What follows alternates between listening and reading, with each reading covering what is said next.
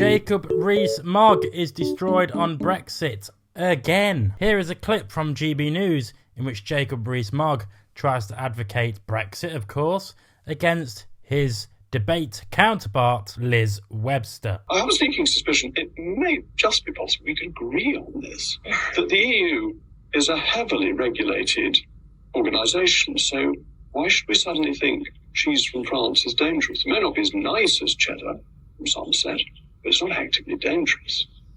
Well, it's not as simple as that, and it never is. The reality is that anything coming via Rotterdam is able to get in without any checks. And obviously, we're being penalised with checks. The answer is to agree to a veterinary agreement, dynamically aligned with EU regs. And we get rid of the barriers on most of them. But what you want to do is rejoin the EU. That's basically always been your position, hasn't it? Because for food and farming, let's have the wonderful picture from your family farm that came up when there was a campaign for the second referendum. We'll put it on the screen now. Hi, it's Jake from Just Jake. If you're new here, do not forget to subscribe to the channel. Like the video if you like the video. If you don't like it. And make sure you watch to the end, because YouTube hates it when you don't watch it to the end, and my views go down.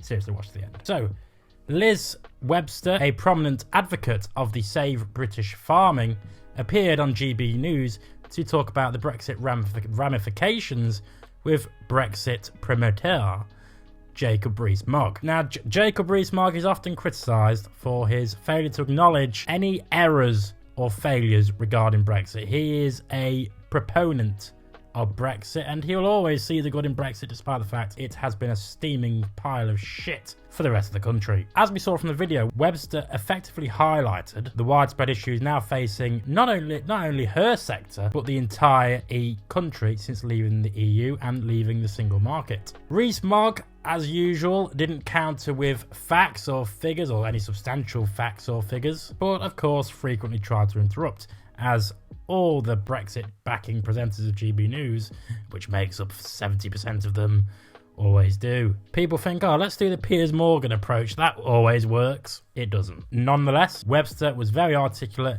and demonstrated her points very well, as we saw from the clip. She argued for the necessity of dynamic alignment with EU veterinary regulations to mitigate trade barriers. An idea Jacob Rees-Mogg dismisses as tantamount to leaving the EU or rejoining the EU. He suggested that leaving the EU should have led to cheaper food prices.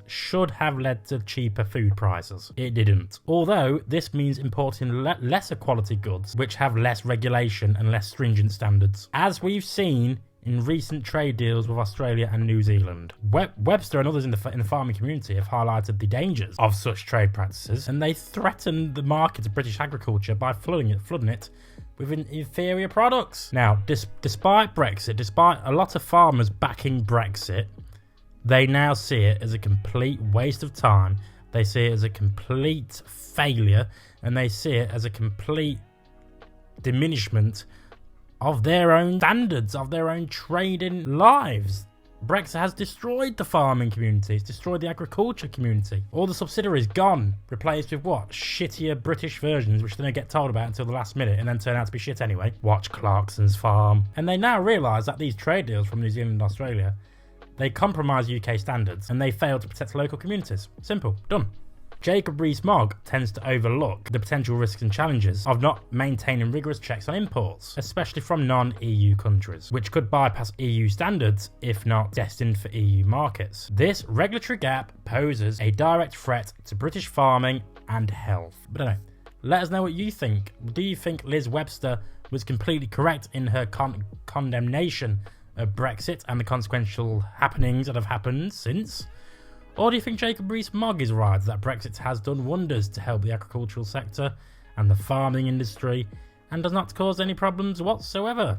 And that but protectionism is damaging and we just need to be free.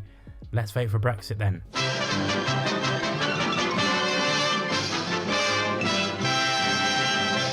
Did you like the video? Then hit the subscribe button or watch some more videos. It helps me out with the YouTube algorithm and helps the channel grow. Thank you very much.